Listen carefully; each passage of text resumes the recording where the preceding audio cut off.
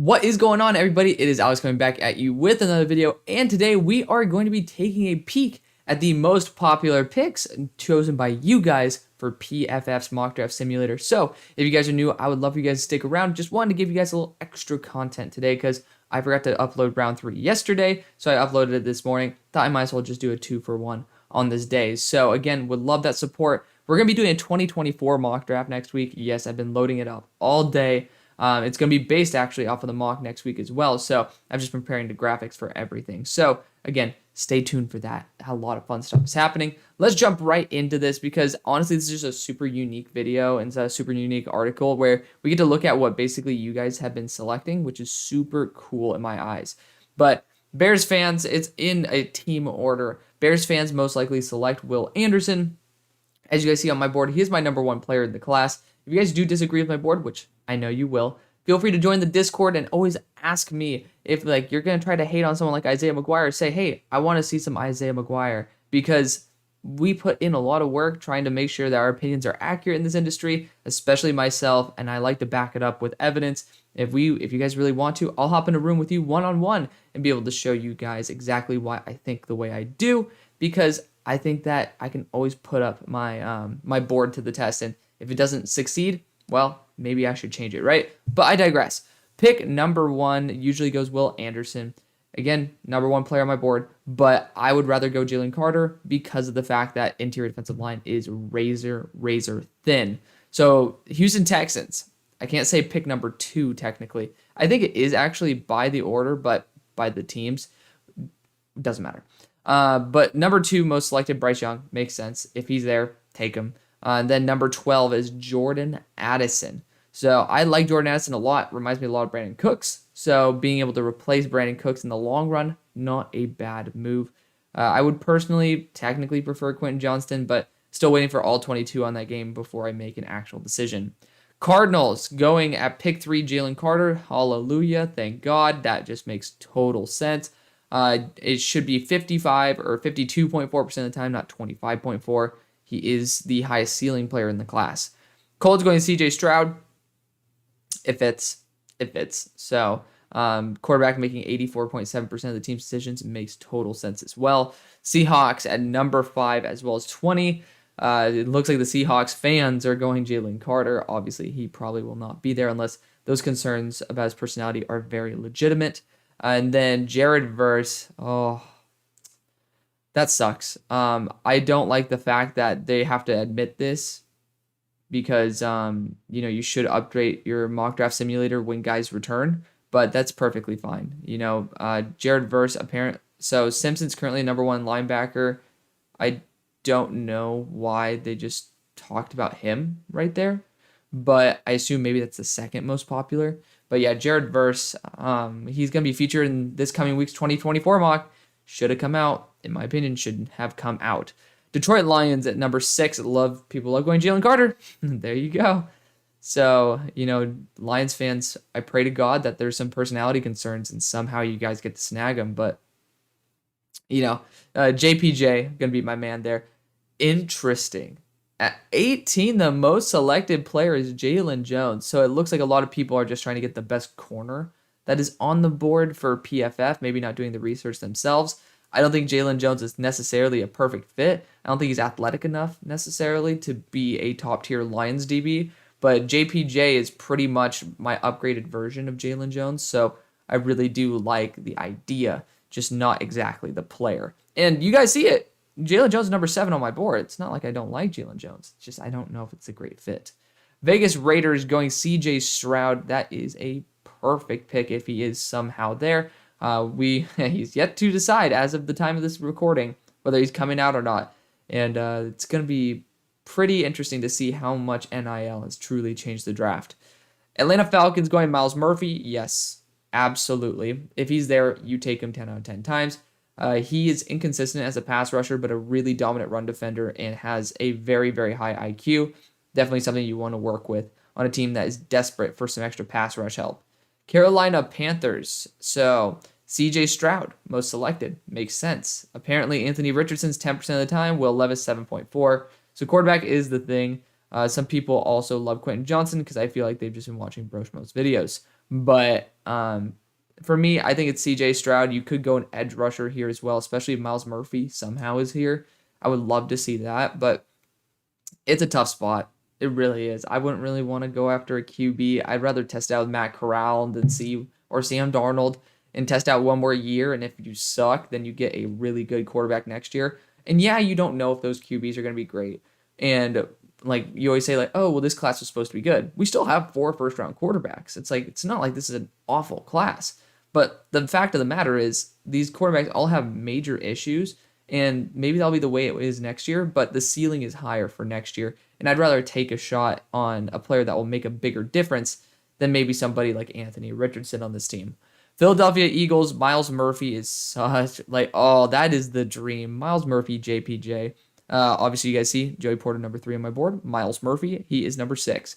I love both of them. I love them to death. Apparently, Tyree Wilson is right behind, but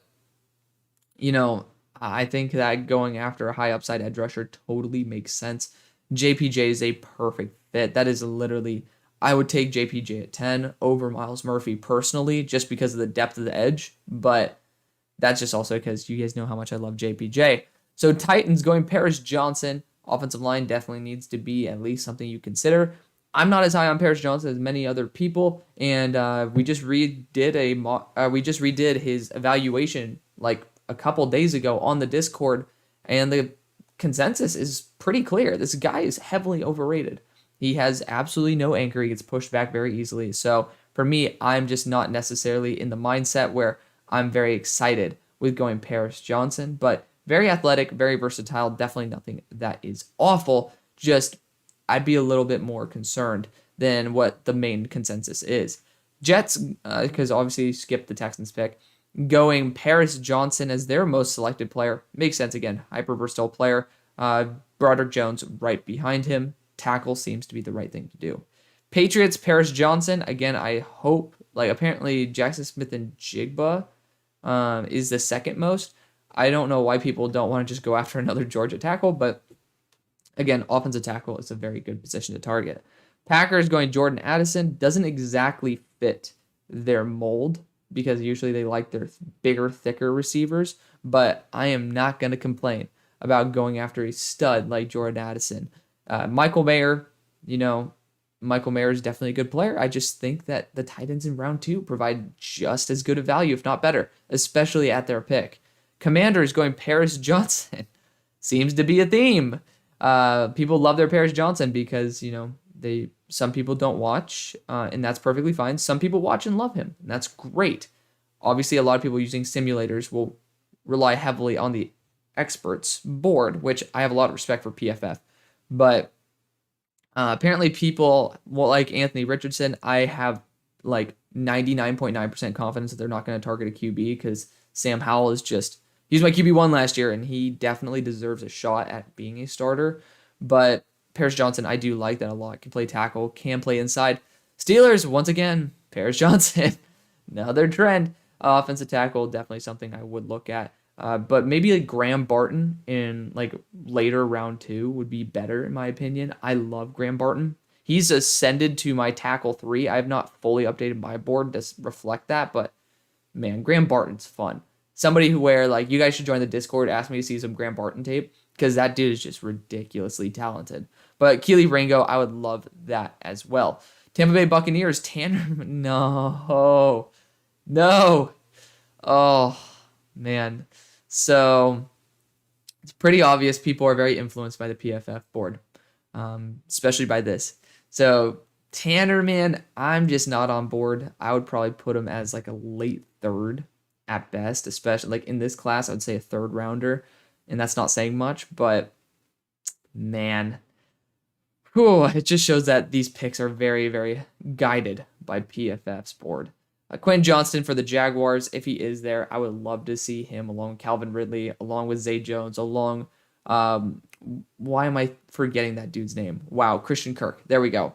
That'd be a very nice receiving core for the Jaguars. Offensive line, cornerback, also concerns for sure. And then number 2 choice was Cam Smith. So good job for you guys. New York Giants going Jackson Smith and Jigba, perfectly fine in my books. Getting a good receiving weapon definitely doesn't seem to be out of the question. Ravens also going JSN. You guys know me. I'm the one who goes JSN most of the time. Felix Anudike-Uzomah is the second most. So that is interesting. That's interesting. So receiver's been the guy 32% of the time, by the way. So I totally agree with that. Felix Anudike-Uzomah. Interesting. I don't think going after another edge rusher when you have David Ojabo who's coming in, Odafe Owe, you have a plethora of dudes who are just going to be awesome. I don't know if edge rusher needs to be the move, but of course, this team doesn't need very much. They've drafted very well, and they have a very good roster. So it's not really much of an issue for me to go after a really good player. Just it's tough to swallow knowing that you have such a good room. Chargers going Broderick Jones. Interesting.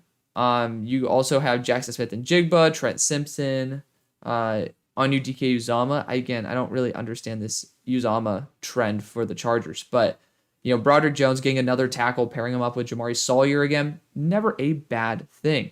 I would love to go after Trenton Simpson if he is available, a high upside linebacker, because this team has kind of been bereft of linebacker talent for a long time. So going after that, never a bad thing.